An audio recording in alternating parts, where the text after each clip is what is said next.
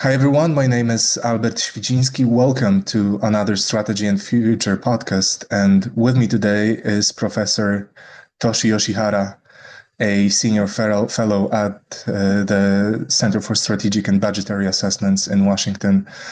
Thank you for being, and a frequent guest of Strategy and Future, may I add. Thank you for being with us today, Professor Yoshihara. Thanks for having me. So we are now 3 days removed from the inauguration of Donald J. Trump as the 47th president of the United States, and of course I'm very tempted to start off with that, but I shan't do no such thing. We'll begin with a report that Professor Yoshihara co-authored for CSBA. It is a very interesting one, especially when it comes to Poland as well, not strictly because of subject matter, but rather the meta level of the report. It is entitled Focused Force, China's Military Challenge and Australia's Response. And if I may, I would like to begin with asking you a question not directly related to the content of the report, but rather the meta level of the paper, namely, what were the goals of the paper? How was it arranged? And what were the goals, the objectives in forming the report? And that's very important because Poland right now is in a major process of procuring military equipment. I'm afraid it's mostly trying to procure equipment rather than thinking about its force structure and projecting force structure into the future. So if I may, let's begin with that, the meta level of the report. Sure. So I can start by establishing the rationale for the study, or at least the underlying analytic premise for the report. So the project and the study that followed really began with a basic question about the future of the People's Liberation Army and what that potentially means for the frontline states in the Indo-Pacific, to include Australia. But I think it also relates to the broader implications in terms of how the PLA's transformation could impact the defense strategies and postures of other frontline states like Japan and Taiwan and so forth. And so for this particular project, we focused on Australia. And so, the question is, given the fact that the PLA is continuing its modernization and it's expected to have a pretty big impact on the strategic balance, what does this mean for Australia's defense strategy, force structure, and posture? And what we try to do in particular for this study is to project forward into the 2030s to look at how the PLA could modernize itself, to change its force structure, and to identify what we believe might be some of the most acute challenges for U.S. allies in the region, in particular, in this case, to Australia, and then to figure out, given what we think we know about the PLA's modernization, what are some of Australia's choices, in particular with regard to its force structure and posture? And so CSBA has, and I'm very proud to say, has a proprietary, one-of-a-kind, web-based tool called the Strategic Choices tool. And this tool basically allows you to rebalance a given national force over a 10-year period. And really the tool is designed for the user or the participant to make trade-off choices within a given force structure under a budget constraint. And so we establish essentially a top line. We establish an established force structure based on what we know, based on either open source documents, government documents, at least for those that are open.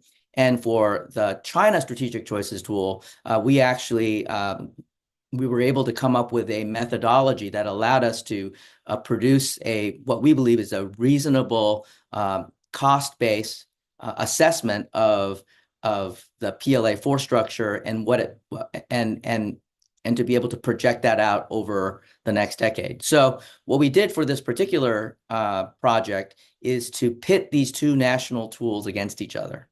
And so CSBA hosted a set of exercises in Washington, and then another set of exercises in Canberra, drawing from a variety of experts, both active practitioners, former practitioners, think tankers, as well as academics, to come together, people who are deeply informed of the alliance, about the PLA, about the security environment in the region, to essentially engage in this exercise. And we kept the exercises fairly open-ended in the sense that we allowed the team participants, and we basically formed 3 teams for each of these exercises.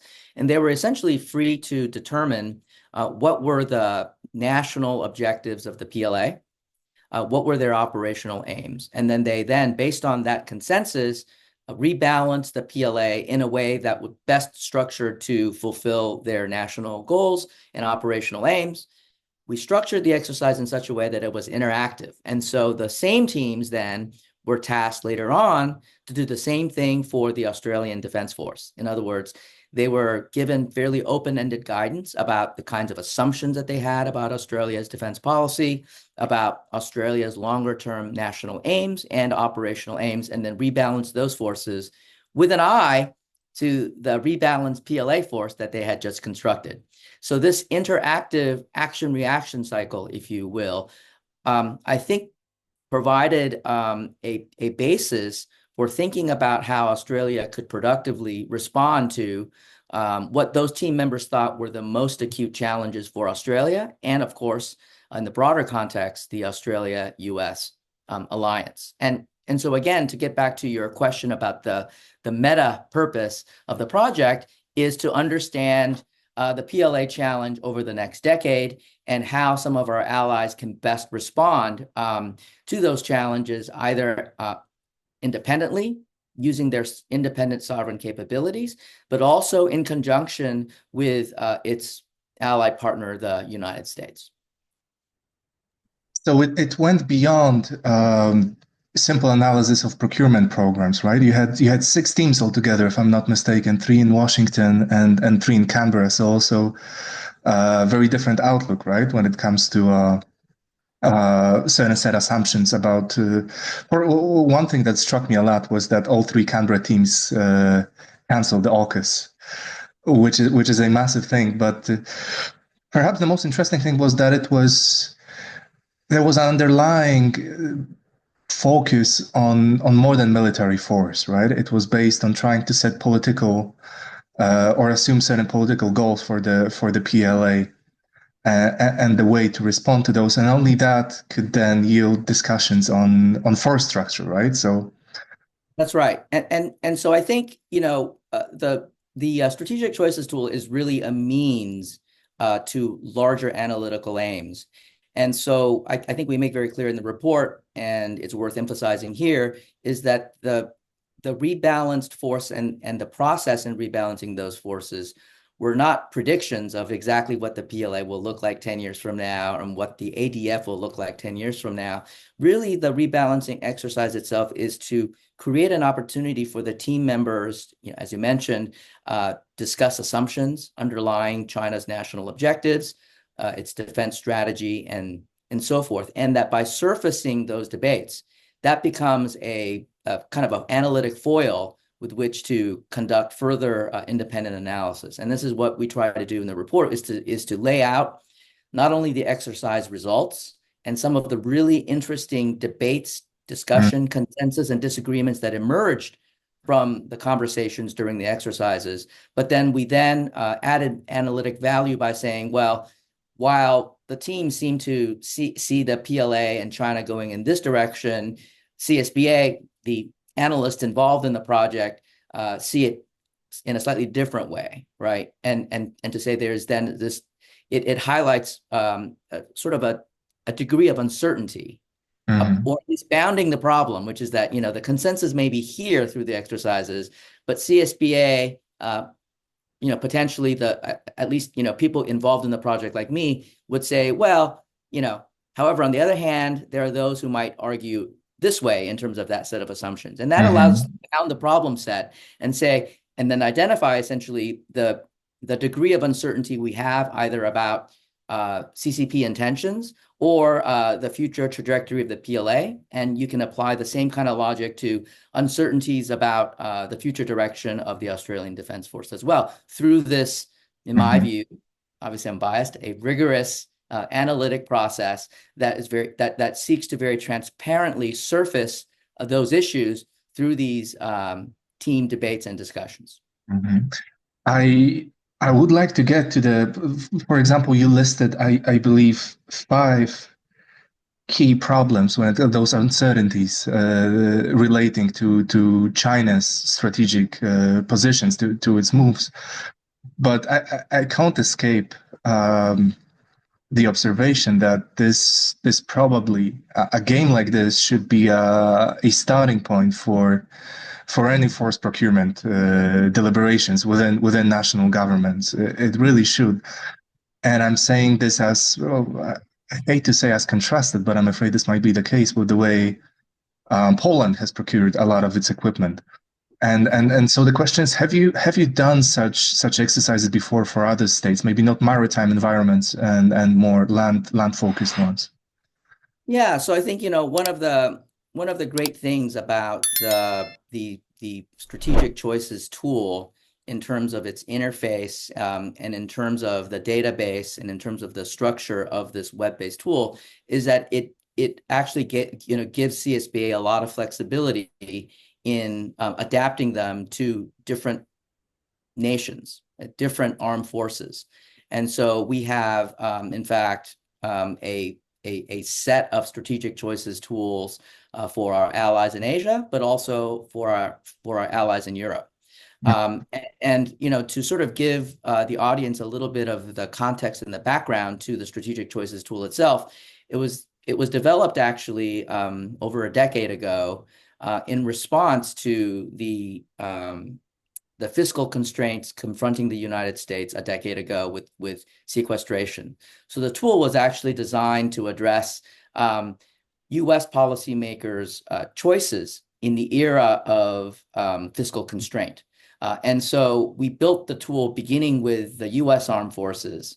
And then, of course, it occurred to CSBA that this methodology, because of its rigor, could be applied to other circumstances, provided that there were enough sort of open source information and data that we could reliably access. And so I think we found a way to be able to apply this to different national circumstances as well. Now, the only exception to the tools that we have thus far is the PLA strategic choices tool. Obviously, because the CCP, the PLA, highly secretive, they only give the vaguest top line figures in terms of their defense budget, the composition of their defense budget, and so forth. But as I've said, we came up with what we believe is a reliable, cost-informed estimate of the relative cost of the various platforms that are in the PLA's current inventory. And then we were able to then make some well-informed projections of the increases in the defense budget and the associated changes, expected changes in the force structure. So the bottom line here is that we have a tool that can be applied to many circumstances, including our allies in Europe, including Poland. The one side remark is that Chinese are incredibly confusing, especially when one tries to figure out whether they are trying to signal new capabilities. What exactly was the meaning of obviously the 6th gen planes, but also there was a hybrid submarine, I believe, that sunk not long ago. There was the UAV aircraft carrier, and it must be a headache trying to situate them in a broader context. But if I may go into the details of the game, I wanted to ask you whether you noticed a significant difference between the teams in Canberra and Washington when it comes to overall strategic goal of China, because I think everybody agreed that the PLA is a means towards establishing regional dominance. Not sure if hegemony is the fair expression here, but dominance. Did you have many teams assuming that China will attempt to go beyond that objective? Difficult as it is, very few countries achieved regional hegemony, like historically. Right. Yeah. So I think what was interesting in it, and we identify in the report sort of two broad strategic judgments on the part of the teams, and using that as a jumping off point to talk about uncertainties about those two issues. So the first issue that we identify in the report is the issue of the CCP sense of timing, the CCP and the PLA sense of timing, sense of urgency, in particular with regard to the question of Taiwan. And of course, as we know, there's been an ongoing debate about the 2027 time frame. I would not describe it as a deadline, and what Xi Jinping expects of the PLA during that time frame. What was interesting in our exercises is that there was a consensus, almost a consensus view among the 6 teams that the PLA would sort of modernize in a way that had a much more sanguine view of urgency and of the timeline. In other words, none of the teams made an assumption that Xi Jinping would order the PLA to, say, attack and invade Taiwan by the end of the decade or even into the early 2030s. I think the underlying assumption in many of the team decisions was that the PLA was going to modernize to deter Taiwanese independence, was largely more of a defensive posture to kind of keep Taiwan in a box without an explicit sort of attempt to try to resolve the issue by force anytime soon. So the goal was to sort of this view that it's to keep Taiwan in a box and to prevent American intervention, and that the leadership would be happy with that approach. And again, I think that's an entirely sort of legitimate set of assumptions to go by to rebalance your force. For the report, what we tried to do was to say that seemed to be the consensus view, but there are also alternative views about the CCP-PLA sense of timing, whether it's Halbrand's, Michael Beckley's work that suggests the closing window of opportunity, the pressures of China's expected decline that might accelerate the CCP sense of urgency, and to say we need to wrap up issues that are very resource and manpower intensive, sooner rather than later, before China undergoes this significant decline, would suggest that actually the timetable might be sooner rather than later. There are those like 𝗵𝗫 who's made a pretty strong case that the surest path towards sort of reducing uncertainty is to very quickly territory, and then to present a fait accompli to your adversaries. And again, that suggests a very different dynamic, which again suggests that there's a greater sense of agency and urgency on the part of the CCP and PLA to deal with the Taiwan issue. So again, we're not rendering judgments as to whether one side is right or wrong. We're saying that at least helps us bound the problem, right? And I think this has significant implications for Australia, right? Because if Australia thinks that, thinks one way, which is that, the potential for a violent kinetic use of force against Taiwan is further down the line, that will clearly have implications in terms of its procurement strategy and its acquisition of forces, right? So in that case, you might then presume that Australia would be thinking about leap-ahead technologies, more longer-term investments, allowing these higher-end technologies to mature, because Australia and its allies have the luxury of doing so. However, if you adopt a very different view about CCP sense of urgency, then it might mean that Australia actually would have to put off those longer-term investments for those high-tech capabilities to come to fruition, because in a sense, Australia and its allies don't have the luxury of time, and therefore they need to acquire or keep the forces that they have to be able to deter and fight and win that war that could be coming much sooner than one expects. And so I think, again, the exercise and the report basically tried to highlight some of those underlying assumptions and what that could mean in some real world acquisition decisions. The second point, which actually gets to your point, which is another sort of bounding issue, is expectations about the PLA's modernization, whether it's going to be focused on local missions, whether it's focused most primarily about achieving regional hegemony and what that means in terms of its force structure, or whether the PLA actually has broader ambitions, and that it might actually begin to lean more towards sort of global missions, creating a great power projection force, a blue water navy, that will allow it to conduct a variety of out-of-area operations.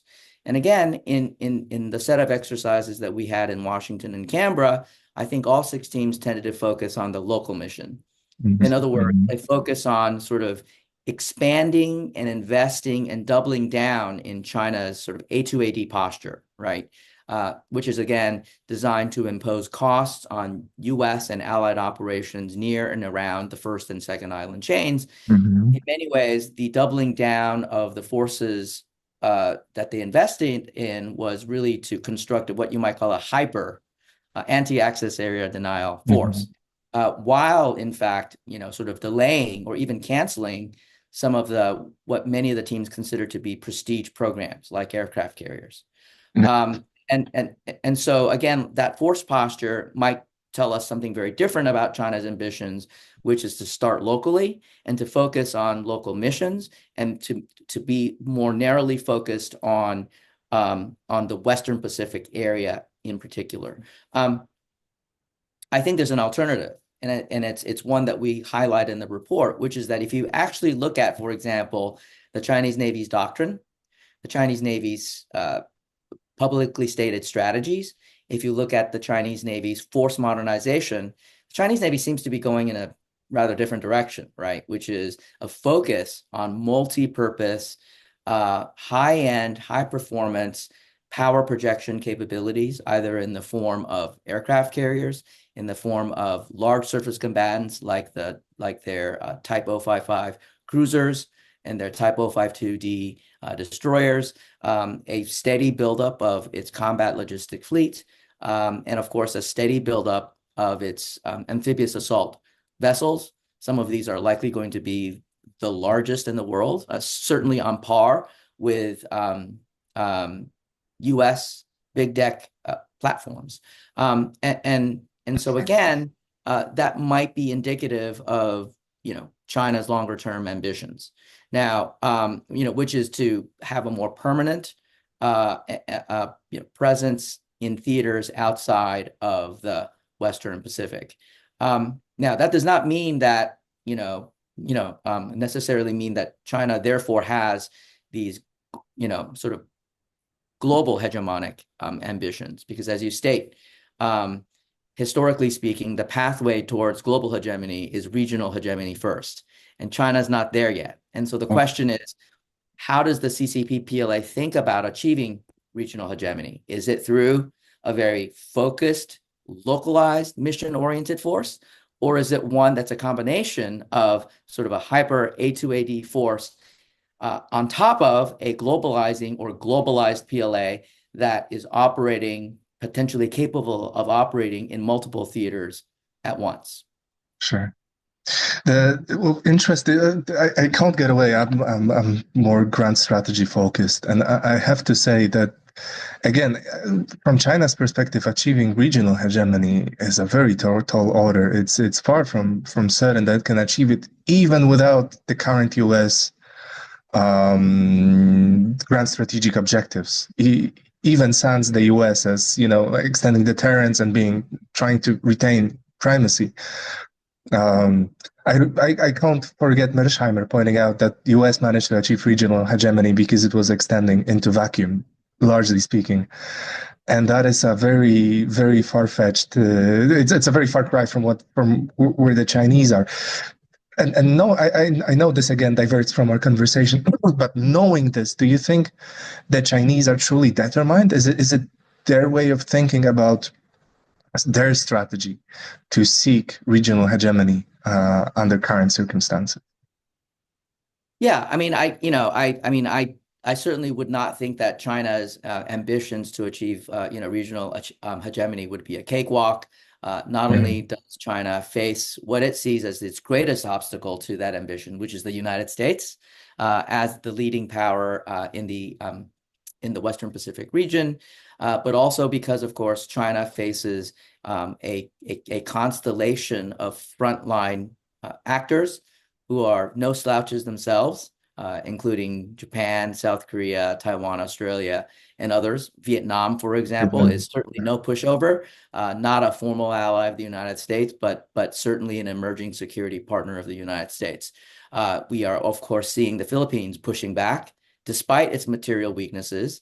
This is a really good case of political will, right? The demonstration of political will and the willingness to assume a lot of risk in order to push back against Chinese ambitions. So I think we have some really good examples where the frontline states have demonstrated political will, and for the more sort of capable states, greater willingness to invest in capabilities to counterbalancing China. So by no means is this going to be an easy task. But again, I guess my view is, given the forward-looking nature of the project and of the report, I think it's worth, and I think what the report reminds us is that we do have to project forward, right? What the region will look like, what China will look like 10 years from now. Because again, if you look back 10 years ago, right, the PLA of 10 years ago is a far cry from the PLA of today. And if you expect that the PLA will continue to transform itself, imagine what the PLA will be like 10 years from now. And so I think given, if we give the PLA and the CCP enough time, the strategic, circumstances could continue to bend in its favor. And so while acknowledging that China faces significant resistance, significant obstacles, significant barriers, we also have to give the CCP and the PLA plenty of credit for investing in tremendous amounts of material capabilities backed up by sustained political will in investing in those capabilities to, at a minimum, keep an open mind about what China can do about the regional order and its position within it. And I think I would also add one more thing is, my former colleague, Sally Payne at the Naval War College, who has studied authoritarian regimes for a very long time, studied the Soviet Union, studied Russia, studied China, has made a really good point, which I think is worth repeating, which is that authoritarian regimes and authoritarian leaders themselves must communicate their objectives and their goals, and that it would behoove all of us to listen to them and to take what they say at face value, to take what they say seriously. And I think over the past decade, since Xi Jinping, the General Secretary of the CCP, came to power at the end of 2012, has stated repeatedly his vision for China, right, which is the China dream, the great rejuvenation of the Chinese nation that will see China vault to the front ranks of the great powers, rivaling the most powerful nations on earth, to include the United States, by mid-century. I think he means business. I think he's serious. He's serious about that. He's serious about China through the China dream, incorporating annexing Taiwan. I think he's very serious about China emerging as a dominant geoeconomic power, a geopolitical power, a geostrategic power, and to develop a world-class military by mid-century that rivals, if not surpasses, that of the U.S. military. Those are grand ambitions, and I think it behooves us to take those ambitions seriously, and that includes, in my view, China's ambitions to become the epicenter of Asian politics. Mm-hmm. One side remark is that going back to what you said about Vietnam, which I think had its own imperial ambitions at the time, which China probably wasn't too fond of, is that this, and I have a slight hunch. I'm not confident, but I think the fact that this is a natural balancing act that occurs when one power gains undue amount of one state gains undue amount of power, forces others to balance against it almost naturally, which I guess is something that 𝗔𝗀𝗀𝗃 might like as an idea, but I could be wrong. But so another one of the very pertinent questions that I think you asked in the report was whether the growing Chinese capabilities, long-range fires capabilities, will ultimately erode Australia's status as a sanctuary. So this goes beyond immediate maritime approaches, which I think China was usually concerned with. and to a whole new class of challenges. Could you tell us something about this? Sure. So I think, that's, I think, an important conversation to have within the U.S.-Australia alliance, but also within the Australian national security community, which is that, as we note in the report, Australia has historically sat at sort of the outer edges of the epicenters of great power competition, and that Australia, by the dint of its geographical position, has long saw itself and has served as a sanctuary.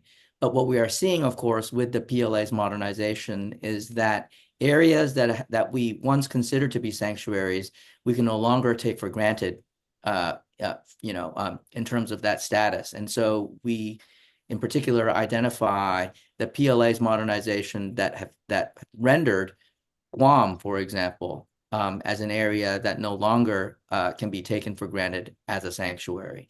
The development of the DF-26 intermediate range ballistic missile, commentators call it the Guam killer, suggests that, in fact, that is true. And that, ongoing discussions about the need for high-value U.S. assets to pull back east of the second island chain suggest also that it's not just the land area of Guam that's no longer a sanctuary, but the vast maritime spaces between the first and second island chain will also be riskier for these U.S. forces to operate. And I just want to clarify that, I'm uncomfortable when we look at maps and, people draw a red line around a particular geographical space because of, and that line demarcates the range of the DF-26 or the DF-29, the DF-21, to suggest somehow that those are no-go zones. I think it's better to think of those ranges as China's ability to impose and increase risks and costs to U.S. and allied forces operating in those regions. They can still operate there. They simply have to assume greater risks and potential costs in operating in those regions. So there is no such thing as a kind of a wall that China can somehow build up overnight to deny complete U.S. use of the airspace and the sea space in that region. So just to clarify what I mean by loss of sanctuary. And so given this trend line where China is increasingly pushing out its offensive fires, further and further from Chinese shores, we raise the question, which is, will this at some point impact Australia too, as a sanctuary? And I think we point out a couple of things. One thing that was really interesting to me was that during the exercises, many of the teams wanted to invest in the DF-27. Which is an intermediate range ballistic missile / intercontinental ballistic missile, because of the uncertainties about the ultimate range of that platform. And of course, because we didn't have any confirmation that it was operational at the time, we did not include it in the tool. But the flexibility of the tool is that we could create, we could allow for stand-ins, which is to say, you can add in your remarks as you're rebalancing the PLA that if you had the resources, if you had that option, you would have engaged in research and development and deployment of that system. And so many of the team said, if you had the DF-27 option, we would have invested in it. Mm-hmm. And of course, as we know, the latest Pentagon annual report on Chinese military power hinted at the fact that DF-27 may in fact become operational with a range of 5,000 to 8,000 kilometers, which would mean that that missile in theory could directly target the northern approaches of the Australian homeland with launches directly from the Chinese mainland. So I think these technical developments seems to suggest that, again, the PLA's modernization could increasingly encroach upon Australia's sanctuary status. We also noted, for example, that if the PLA were to deploy intermediate range ballistic missiles on the Spratly Islands, or if they were to deploy their bombers onto those islands, that they would be able to reach the northern approaches and the northern parts of Australia. So I think that I think needs to be part of the conversation, which is this growing recognition that Australia can no longer see itself as being geographically exceptional. Given the PLA's modernization, these places could also come within range of long-range firepower, and then to think through what that actually means for Australia's defense policy. One very interesting element of the report that I noted was that I think at least one or maybe two teams recommended stationing US, or it wasn't specified that US, but having IRBMs on Australia's territory, which was a nice point there to offer counter-escalation, basically to deny escalation dominance, right, to the Chinese. Yes, and I think I think this is a conversation that I think U.S. policymakers need to have as well. We have a report that we published earlier, about 2 years ago, called "Rings of Fire," where we make the case that there needs to be, in many ways, a more regionally organized approach to a land-based missile strategy. We noticed in particular, when you looked at the various programs of record on the US side and on the acquisition and deployment of forces for our allies, is that there's a lot of redundancy that's taking place. Like, many of these land-based missile systems have overlapping ranges. And we believe that in the future, if the United States were to be very serious about a post-INF sort of land-based missile strategy, that it needs to be it needs to rationalize this approach through sort of a more effective division of labor. Perhaps the frontline states like Japan, deploying shorter range systems that can cover the global commons, for example, whereas the US and other allies might have to develop and deploy much longer range missiles. And partly because of the dint of geography, right? Which is that if the United States wanted to have an effective missile strategy that were not subject to, say, host nation restrictions, then many of those missiles have to be deployed on U.S. territory. Sure. And that would include Guam, and we suggested perhaps even Alaska. But of course, if you're looking at those locations, missiles have to be at much greater ranges. And of course, we really don't have anything on the drawing board right now that suggests that we have any plans to deploy, missiles of that range. And those so are again, tremendous cost, right? Those missiles. Yeah. Absolutely, and I think there is a significant trade-off. The longer the range, the much more expensive the system becomes. And so then that also requires a carefully thought through, rationalized process by which we assign those long-range, very expensive, exquisite systems for specific tactical tasks, right? We would want them to be used for targeting high-value targets. We might only need a fairly modest number of those missiles to conduct the opening salvo, to kick down the door, if you will, by targeting critical command and control nodes, for example.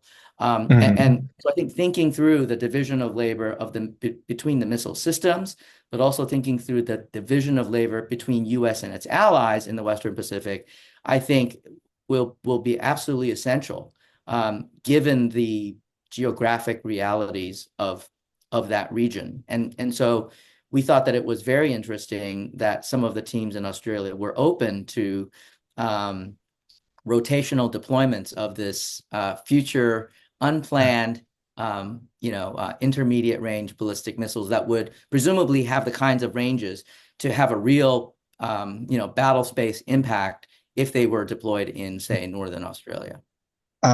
One interesting case that's already happening right now is the Typhon. I'm not sure if I'm pronouncing it right. Basically, 𝗀𝗀𝗃 reinstated, the one that the US has stationed in the Philippines, and Chinese have absolutely blown a gasket over. But also the Russians with the announcement that it will be stationed in Germany rotationally from 2026. But there is this probably will go back to this broader conversation about U.S. strategic objectives and how it delineates its goals, which are very maximalist right now with the primacy strategy. Because of course, once you have those systems, the sheer reaction of Beijing and Moscow shows that strategic stability will suffer. It will be, at least in the way that arms controllers in the U.S. like to define strategic stability, which might be, putting emphasis on the wrong points of it, but the fact remains. And then the question, of course, the awkward question to ask when it comes to this Australia deployment is who exactly would have the custody and control over those missiles, which is, I think, something you alluded to as well before when you point out the possibility of having those missiles in Alaska, right, and mainland contiguous U.S. rather than its sanctuaries in foreign countries. Yeah, so I'll make 2 points. Maybe I'll talk about the sovereign control issue first. I think when this conversation of land-based missiles came up, I think you hit on a really important point, which is that there are going to be national sensitivities, regardless of what frontline state you're talking about custody and sovereign control of these options. And so I think thinking through arrangements that are acceptable to the United States and its allies will be an important prerequisite for a successful deployment of such systems. Does this potentially require a joint co-development of these systems that would then allow for this type of division of labor between the allies? So I think that's absolutely something that the allies need to have a conversation and an understanding about. As for the kind of the broader impact of land-based missiles, I think it is telling. I think you're absolutely right. The deployment of the Typhoon on the Philippines really did, in my view, have an impact on Chinese threat perceptions. And I think this gets into issues about understanding your adversary's sort of psychological profile. And in my reading, having read the Chinese literature on this issue, Chinese strategists have long expressed this concern, what I believe is a deeply embedded psychological fear of being closed off from the seas. And the threat of these land-based systems with the anti-ship capabilities to sort of shut some of these maritime corridors down, I think is one of China's sort of strategic nightmares. And I think, as you noted, China's almost hysterical reaction to the deployment of the Typhoon suggests that, the United States clearly touched a nerve.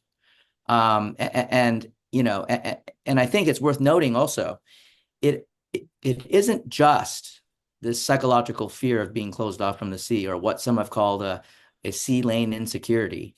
It's also part of a psychological projection. And what I mean by that is that the PLA itself has long believed that land-based systems that can have an influence on maritime events, these systems to them are highly efficacious. Right. I mean, it's what explains their long-term investment in the DF-21 anti-ship ballistic missile and the DF-26 anti-ship ballistic missile. It actually is a multi-function missile that can attack land targets, that's nuclear capable, and that can hit ships at sea. It is a long-standing article of faith, in my view, among PLA strategists, that you can use what they call using the land to control the sea. That has been one of their beliefs in the power of land-based systems. So in my view, this is what I mean by psychological projection, is that because the PLA believes that land-based maritime strike systems are inherently effective and efficacious, it must mean that if it's in the hands of its adversaries will also make effective and efficacious use of those systems. So I think it's a combination of a deeply embedded fear plus their belief in the efficacy and effectiveness of those systems that makes the deployment of U.S. and allied land-based systems potentially sort of quite impactful in terms of its impact on China's calculations about the costs and benefits of operating in the global commons. And then I think to get to your point about strategic stability is you're right. And I think, it's a situation in which if the United States did nothing in this area, it would essentially cede this area to the Chinese, right? China will have mounting superiority in this particular area, because if the United States said, well, this might harm strategic stability, so we can't go and compete in this area, then we would simply cede the playing field entirely to the Chinese, to the PLA. And so what that implies then is embedded in competing this area is a political and strategic willingness to assume greater risk, to assume that this could potentially be destabilizing, but that very effort actually will have a deterrent effect on China for all the reasons that I've just laid out. There was a very interesting report by Admiral Charles Richard, who is a former Stratcom commander. I think it was in Heritage or in National Institute for Public Policy, where he pointed out that the US has raised an entire generation of policymakers, but also military officials, flag officers, who are considering escalation not a neutral tool for achieving political objectives, but rather they ascribe a pejorative, negative connotations to the word, which is a huge culture problem, I suppose, for the US. Yeah, this is a really, really important point, and I'm kind of passionate about this particular point, and I want to foot stomp on it, which is that you're absolutely right, which is that since the post-Cold War period, we've essentially lost our sort of institutional language fluency mindset when it comes to risk-taking, to thinking productively about things like stability versus instability, the willingness to accept risk, and so forth. And I think part of it is the negative influence of the afterglow of the Cold War victory, which I think made people say, well, we don't have to think about nuclear issues anymore. We don't really have to think seriously about escalation in the nuclear domain. And so we lost, in my view, over now more than a generation, the muscle memory when it comes to these kinds of things. And that therefore then conditioned current policymakers and even military officers to view anything related to nuclear issues as somehow inherently escalatory and therefore inherently bad. That's something that is to be avoided. I also think that it has led to a really oversimplification of nuclear dynamics about nuclear interactions, which is this sort of very black and white view that if we go anywhere near the nuclear issue, it's strategic nuclear war. So we shouldn't even talk about it. We shouldn't think about it. We shouldn't even go there. This complete lack of nuance about thinking through the various systems that are out there and the various very nuanced specific effects that those systems can produce. So if it's an either or, it's either peace or World War III, then there's no basis for having a productive, a useful, meaningful conversation about nuclear deterrence and nuclear coercion and so forth. And I think this is really important because just as we have lost fluency, just as we have lost institutional memory on these issues, it's the Chinese that are gaining. Yeah, it is the Chinese now that are gaining fluency in this area by, we tend to focus, for example, on China's strategic nuclear breakout, right? China's strategic nuclear modernization. But what people, I think, frequently overlook is China's development of its theater-level nuclear capabilities, which actually— by the way, forgive me for interrupting. Some in the report, only 2 people invested in non-strategic nuclear weapons, 2 teams in the report, as far as I remember, or like that's a really great point. That's right, and I think that bespeaks this idea that I think we've kind of lost kind of the institutional memory about the value the potential value of these systems. And as we also pointed out in the report, significant amount of uncertainty about the PLA's nuclear modernization. And I think a lot of that, in my view, is actually Western projections of Chinese views of the value of nuclear weapons. Most of the teams, I think, just simply went along with the modernization path that was built into the tool, instead of, either doubling down or really investing, going hard at especially theater and tactical level nuclear weapons. So I think the tool and the exercise then in some ways also helps to surface underlying biases and assumptions that are embedded in the Western national security community, which I think itself adds a lot of value. But to go back to my earlier point, which is that China's gaining fluency in this area just as we're losing fluency, particularly in the theater nuclear level, which is that because of China's growing strategic nuclear modernization, we now have a situation of mutual vulnerability at the strategic level. And what I've argued alongside my colleague, Evan Montgomery, is the fact that that strategic mutual vulnerability actually opens up space for coercing each other beneath the level of strategic mutual stability and instability, basically. That's right. That's right. It's a classic stability instability paradox. So in this case, especially because of the asymmetry at the theater level, that actually opens up vistas, new vistas for China to engage in nuclear coercion, because China has built up this, family of systems with DF-26, the first precision strike nuclear capability its arsenal. Now we've learned that China has deployed a DF-27, potentially a precision strike IRBM/ICBM, and bombers that are capable of launching what we believe are nuclear capable air-launched ballistic missiles. This whole family of theater range systems, and that on the other side, the United States, there are no countervailing options, right? So the United States has a handful of sort of tactical nuclear weapons, most of which, by the way, are actually in Europe, and then strategic nuclear weapons. So if you think about this in terms of the nuclear ladder, there's a whole series of rungs of ladders that are missing in the U.S.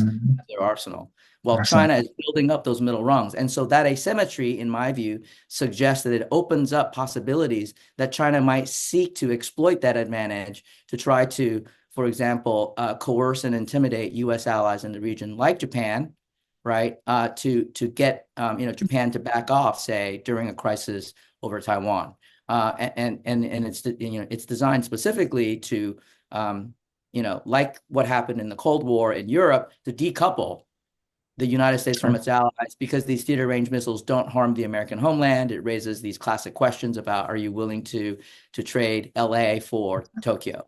And so I think because China increasingly is in a position to do that, we have to regain fluency on precisely the issues that you've identified, right? Which is thinking much more productively about the tools we have at our disposal and our willingness to assume greater risk in light of this much more challenging security environment. I mean, all those nuclear crises are contests in resolve at the end of that. This is what Schelling, originally stated. But maybe like two quick remarks. It's a shame the tool wasn't used back in like lattermost stages, I suppose, also of Obama term, when they were projecting future U.S. nuclear force, right? I've read the Strategic Posture Commission report, which just basically blatantly stated that it was created for a very different environment and not adjusted for threat level that China poses. But the other one, and I think this kind of goes more broadly to grand strategy, is that this isn't my thought, of course. This is Frank Gavin. He pointed out that people who think of strategic stability as influenced by strictly weapons systems, and therefore, we don't do ABM, or we don't develop certain weapons, or we even invite Soviets back in the day to reinforce their capabilities, there is a sort of mixing up causal relationship. Because ultimately, it's not the weapons that determine strategic stability, but broader geopolitical situation. He brings up the example of Berlin, of West Berlin in the late 50s, early 60s, when the US, could think about disarming the Soviets, and Brezhnev still acting very, very belligerent. And in the 70s, when the situation, late 60s, 70s, when the situation stabilized, he didn't make any further effort at striking or at, taking West Berlin. He didn't, or the Soviet leadership, pardon me, the Soviet leadership didn't make any further attempts. And according to Gavin, it was because West Germany's nuclear ambitions were thwarted essentially later on, NPT and stuff like that. So it was a broader geopolitical landscape that mattered for strategic stability, rather than refraining from obtaining certain weapons, or caring about similar number of tools. But this has to bring me. I'm not sure how much time can you give me, but yeah, just maybe just a few more minutes. But I wanted to comment on your earlier point about strategic stability and nuclear deterrence, which is an issue that we point out in the report, which is that there's a tendency, I think, to think about U.S. extended deterrence as somehow divisible. In other words, yes, we acknowledge that extended deterrence is becoming a far greater problem in Northeast Asia because of the fact that China has all of these systems that are densest, right, in East Asia, particularly in Northeast Asia, which raises questions about the credibility of U.S. extended deterrence, say, over Japan. And I guess my view would be that deterrence and extended deterrence are not divisible. In other words, what happens in Northeast Asia could well happen to Australia, especially if the theater nuclear balance continues to shift in a way in which China will have those longer range systems that could hold targets in Australia directly at risk. So the decoupling problem that Japan faces today is not something that is separable from Australia's security and defense calculations. That, in fact, if we think about extended deterrence as being indivisible, then I think we need to start to have a serious conversation about how this might influence U.S. extended deterrence with Australia. Sure, but ultimately this cuts into and again, my favorite topic, I'm sorry, but the U.S. grand strategy of primacy and whether, and again, going back to Frank Gavin, his article in Foreign Affairs, and historic challenges that you pointed out, even when it came to Soviets and the attempts to provide flexible response, how difficult it was. Like, apparently flexible response was never truly instituted effectively. It was more of a verbal level, and when it came to particular practical deployments, it would be very difficult to delineate the conflict, keep it on a sub-strategic level for any meaning. This was also proud profit, right? The 80s exercise. So this was never truly resolved. And this kind of neatly ties to some other discussion, to the criticism that Q White offered, the idea that Australia, by continuing forward defense posture, embedding itself essentially within the U.S. power projection structure, is making a one-way bet, betting the house on an outcome that is unlikely.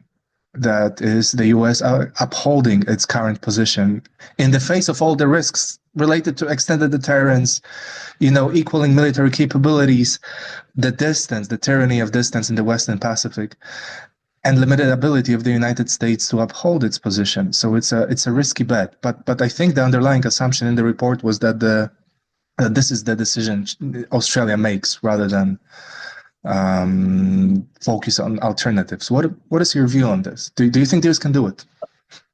Yeah. So just to go back to the report, the title of the report is Focused Force, right? This is at least one of the aims to shift Australia's force structure and posture in a way that was a more balanced force, meaning a force that can kind of deal with a much wider range of contingencies, into a focused force that's focused on sort of defending the northern approaches to Australia, to have impactful projection in the direction of where the PLA threat will most likely come from. Now, while that's in the title of the report, that doesn't suggest that we endorse the idea, right? We're simply stating that that's where Australia seems to be going. That seems to be one of its aims.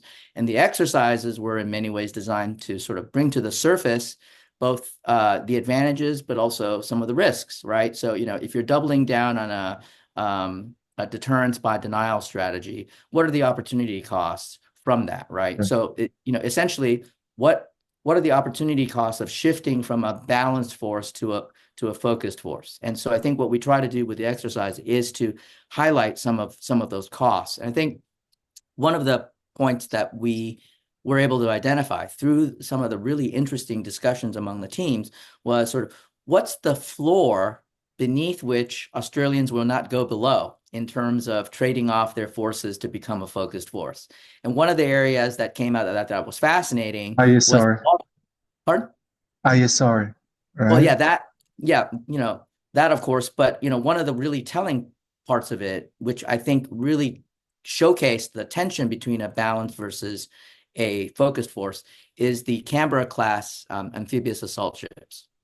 Mm-hmm. None of the teams actually traded them off because they would have generated a lot of savings to free up resources for modernizing the force for a focused force. Most of them declined. I think only one team decided to, retire or decommission one amphib.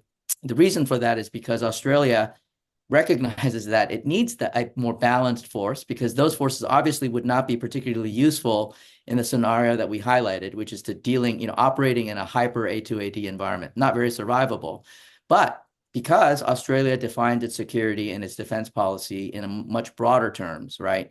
The Canberra-class ships are vitally important to Australia's national security and defense in terms of enabling defense by conducting constabulary missions. So even though those assets promised a lot of savings and would not necessarily be particularly useful in the scenario we highlighted, they said we will not go below that floor because of how we define security. And that highlights, in fact, the value of having a balanced force as well, right? And so what it does is it kind of highlights some of those very difficult trade-offs that will continue to confront Australian policymakers.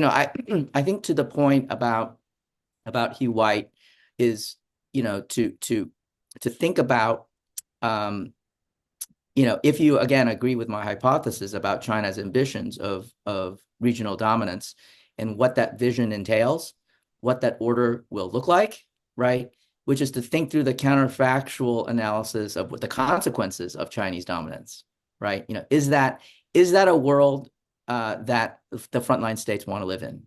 And I would suggest that most states would not want to live in that world.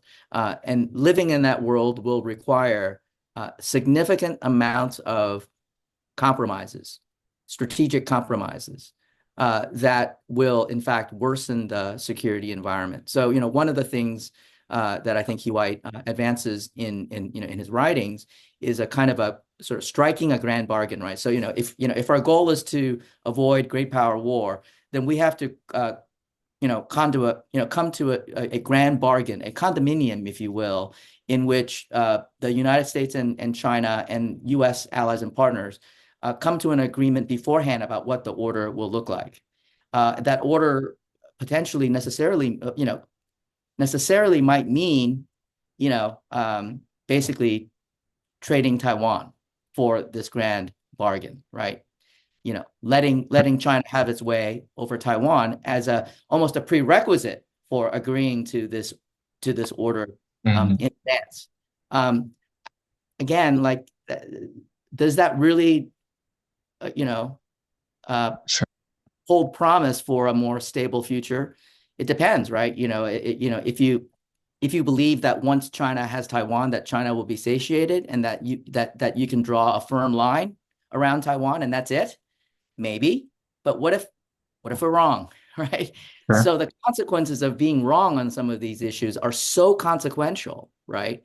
And again, the stakes are so high. It is about the future of the order. It is about the future of the order and how the frontline states will have to accept the understandings of that order, suggests that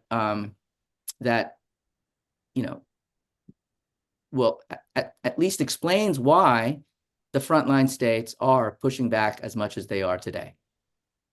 Even though risking a tired historical analogy, this Taiwan does resemble Berlin, West Berlin, in terms of, it's how defensible it is.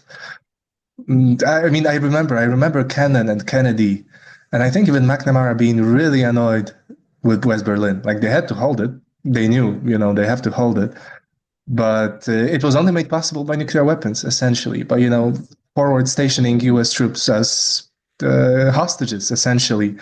And, in Schellingian terms, burning your bridges behind yourself to put yourself in a position when you would make this irrational decision to start a nuclear war, to risk starting it in defense of... And I think the Taiwan question, I think, raises precisely this dynamic, which is, we all think that Taiwan is strategically important for a variety of reasons, and that we have planned on denying China its operational objectives if deterrence were to fail. But I think, given the shift in the military and strategic balance, as you've identified, rightly so, is this problem, which is, is it worth breaking the U.S. military in defense of a really, really hard problem? And if not, right, if not, then what other options might we have so that we can kind of hold in reserve the forces that are necessary to maintain this U.S.-led system, right? Because, again, as we saw with the famous CSIS series of war games of Taiwan, it ends, right, with round one. And yet, technically speaking, the United States wins, right, but at great cost. And the question is, if your forward bases are in ruins, it's in rubble, you've lost 2 or 3 carriers, right? You don't have any air bases to go back to in Asia. Even if you have won that war, do you have the forces left to actually maintain that system and to maintain the regional order, right? And what if China says, all right, we lost round 1, but we're ready to go round 2? Round 2, and it escalates. Yeah. Yes, that's right. And so the question going forward is, given that that risk, what alternative force structures and postures might be possible, right? And I think this is why some of these ideas about, 𝗪scape, some of these ideas of holding off a Chinese invasion of Taiwan while sort of ensuring that U.S. high-value assets are not put at excessive risk. I think this is, this explains this trend. The question is, are those the right solutions? And I think we're still wrestling with that. Sure. And I think on that, it is time to wrap our podcast up. I strongly encourage everybody to read Professor Yoshihara's newest report at CSBA, Focused Force, China's Military Challenge and Australia's Response, not just because of its content related directly to Australia and to creating force structure in response to China's capabilities, but also to see how you should conduct a study trying to determine what you should get and what you should do in order to defend yourself, projecting into the future. That level is extremely important also for us in Poland. Professor Yoshihara, thank you so much for joining us today. Thank you very much for having me. It was a pleasure speaking with you.